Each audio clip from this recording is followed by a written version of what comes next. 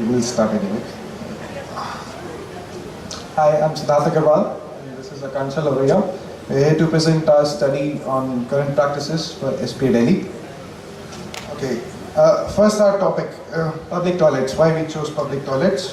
We thought it most appropriately represented our beef, that social equality, gender equality, and accessibility to physically disabled people. Okay, toilets. Excretion is one of the most fundamental biological needs, and sanitation facilities become paramount.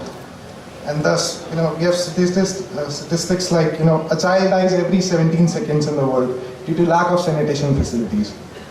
As per UN, 50 to 60% of the population in India go for open defecation.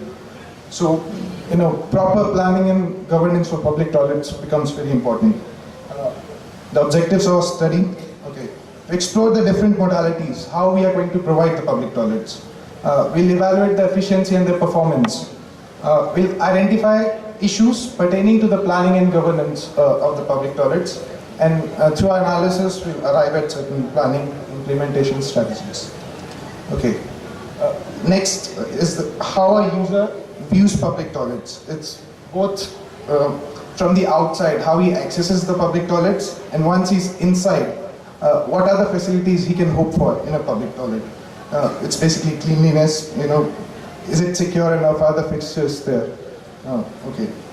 Next slide.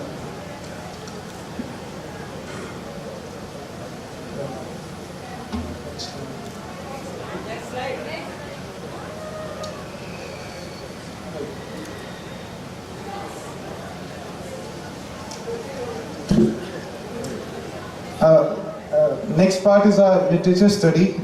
We have studied some guidelines on public toilets. Guidelines work as an assisting agents for local governments to, plan, design, construct, operate, and maintain the public toilets, and also gives guidelines on things like how to serve cities for different populations, different location criteria, different groups, what are the different needs of different groups. The first guideline we're going to study is the Guidelines on Community Toilets, 1995, given by Ministry of Urban Affairs. Basically, they classified public toilets serving two purposes. First is requirement of the low-income groups, and second, serving the floating population that came there. Further, it was divided into project preparation and the design and construction specifications. But even these guidelines had certain limitations. These were covered in the next set of guidelines, a manual on sewage and sewage treatment 2013 given by the CPH EO in collaboration with Japan International Cooperation Agency. The first limitation was they didn't cover decentralized sewage management system. Now we have technologies like eco-sanitation, waterless urinals. As the technology progresses, we have newer systems of second, they also included integrated planning approaches, location criteria of different public toilets in different locations, how to give facilities to the disabled people, and they also become gender sensitive. The ratio, there should be a 50-50 ratio among males and females. Next slide.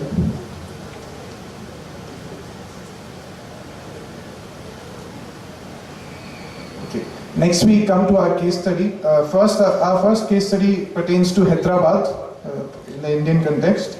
Okay, Hyderabad, the Greater Hyderabad Municipal Corporation, they decided to make 150 toilets on the new, PPP model, the public-private partnership, in the build, operate, transfer modality. Okay, the incentives given to the private players, the two incentives, the major incentives are. First of all, they could collect revenue from the users, the nominal fees, the 1 or 2 rupees that the user goes there. And the second, revenue generated from the advertising. Okay. As a result, 127 toilets were built by 17 different private agencies. Okay. There were certain issues that arose out of these, the model. The first was the inequitable distribution of, toilets. Certain toilets were bunched together, certain toilets were too far apart. Basically, the ones were together, Advertising remuneration from these were high. They were areas with high footfall. So that was the first issue. Second, the biased infrastructure. None of the toilets surveyed had accessible infrastructure for the physically disabled. And the ratio of latrines for men and women were like 2:1. Many women were apprehensive to use these toilets because they were unclean or they didn't feel safe enough. Unregulated operation. Because the work is subcontracted, the attendant either overcharges the person or undercharges or takes no charges at all, the person he knows. This highlights there was a lack of inspection and poor governance on the part of the government. In the PPP model, the government has basically two roles. It's the custodian of the public good, and second, it is the regulator. So it failed on both accounts. The public utility was not best served, as highlighted by the inequitable spatial distribution, and as a regulator, because there were lack of inspections, on these two counts they failed. PPP model is also very difficult to govern. The public participation becomes very difficult because if you involve the communities nearby, the purpose of the public toilets itself gets defeated because they may get biased towards outsiders using it or the floating population using it. They may get too possessive about it. So analysis of Hyderabad, we basically come to three conclusions. First, there's a need for integrated planning approach for the location criteria of public toilets. Because that both takes into account economic remuneration for the private party and the public utility. The second one, there is need for legally binding statutory norms and standards for public toilets that are grossly missing. It's either guidelines, so the local agencies are at their discretion. They may provide or they may not provide. Third is either better regulation both on the part of the public agency, that's the regulator, and the private implementing agency. Yeah. Next should be continued by Pansha. Okay, my colleague tried to highlight the aspects of planning, implementation and regulation of public toilets. He tried to explain the modality between government as well as the public-private partnership. However, in my case study of Singapore, I will be going a step forward and will discuss operation and maintenance of public toilets. The case study will explain the modality of government and the NGOs. To begin with, I would like to give the overview of Singapore. There is a national level agency, which is National Environmental Agency of Singapore, which highlights and contributes towards promoting clean and well-maintained public toilets. It is based on the guidelines given by the Code of Practice on Environmental and Health, that is COPEH. The main focus areas of these guidelines are well ventilated, easy to maintain, carefully planned, handicap friendly, and include gender-based requirements. The main issues that were faced by the Singapore public were quality of maintenance and operation, overcrowding, safety issue, as well as the lack of accessibility of the disabled towards the public toilets. The main measures that were taken by NEA was to address the issues by number one, involvement of innovation technology. The second was the coming up of non-profit organization, which is also known as the Restroom Association Singapore. It strives to achieve the target audience with innovative programs and activities. It engages in continuous consultation to be in pace with changing technology and arrangements. The main challenge, as all the non-government, non-profit organizations face is to meet the rising expectations of users and eliminate the standards of designs. The main framework which was adopted by RAS included outreach and education, research and development, training and standards, and the community. The non-profit organization, that is Restroom Association of Singapore, and the national level agency, that is NEA, together in a collaboration developed a Happy Toilet program, whose focus areas were design, cleanliness and maintenance of public toilets. It basically introduced an assessment table for Happy Toilet. The criteria included society's reviews for rating.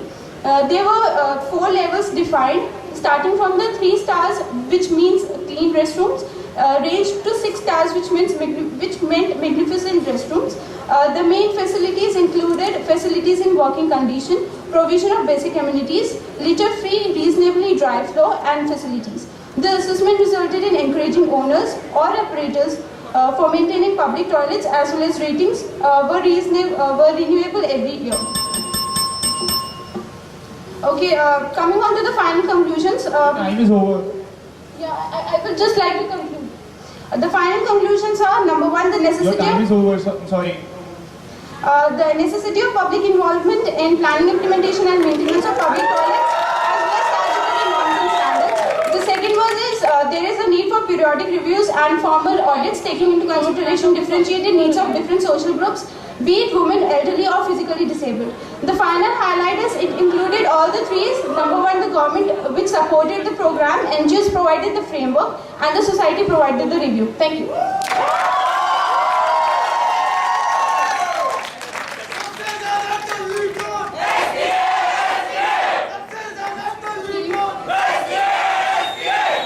Can we have the video, please? We don't have the video, sorry.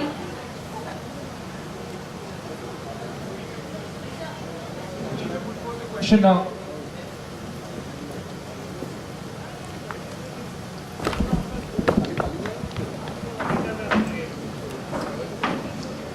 In the morning, Professor Amitabh Kundu mentioned about sanitization of cities. How do you relate that sanitization of cities to your proposal?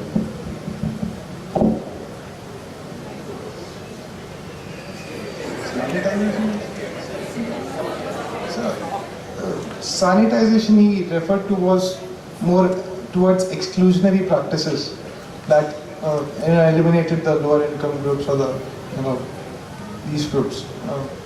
How do you relate it to our proposals? First of all, like she concluded, involvement of people, like the public-private partnership model. We highlighted the unregulated operations. Either they were overcharging, undercharging. There was failure on the part of the government, both as a regulator and the custodian of the public good. So in our proposal, we said participation of people is utmost during the planning, implementation, also maintenance phases. Also. So not only the talking about the sanitation of the city, it actually it can be viewed in different aspects. Okay, either talk it in the be it in an aspect of involvement of the public or the distribution of public toilets, as we have mentioned in the case study of Hyderabad. The city itself showed differences in the spatial distribution of public toilets. If a city has a particular guideline or the standards which should be which are to be followed in a city, the public toilets can be well distributed in the city, which will actually contribute to the sanitation of the city. Not the sanitization of the city. I have two comments. One is that this is for the organizers as well as for you, that this evaluation is supposed to be an anonymous evaluation and their names should be kept confidential. Right, so everybody is saying the name of the college that they belong to, which is not right. Again, the evaluation will become biased. So please don't do that. I don't know if it is mentioned to you that okay, all right. But in any such competition, please remember that this is your name is confidential, and we are working with codes, right? And second thing is that as far as comparing two situations is concerned, again you cannot compare apple and oranges. Singapore and India have both have different cultural context. I will give you an example. There was one study conducted in Ahmedabad. This was sponsored by Sulabh Sauchalaya, and they realized that after even when they made public toilets free for women, even then women are not using these public toilets.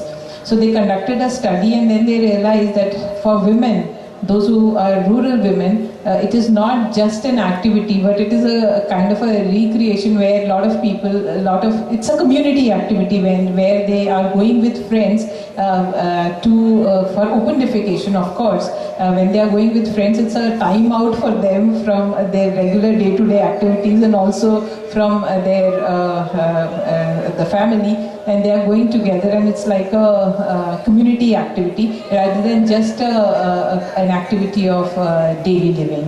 So it is again, this is a big socio-cultural context also when you compare two situations. This is just a comment. Ma'am, just to mention, in our presentation, we never actually tried to compare the city of Hyderabad with Singapore. We actually tried to highlight the planning, implementation and regulation of public toilets in Hyderabad. There's nothing to discuss about it. It is just No, a no, comment. Just a comment. Nothing. It's just. Don't get defensive. It's just a. I just Okay. Thank you, ma'am.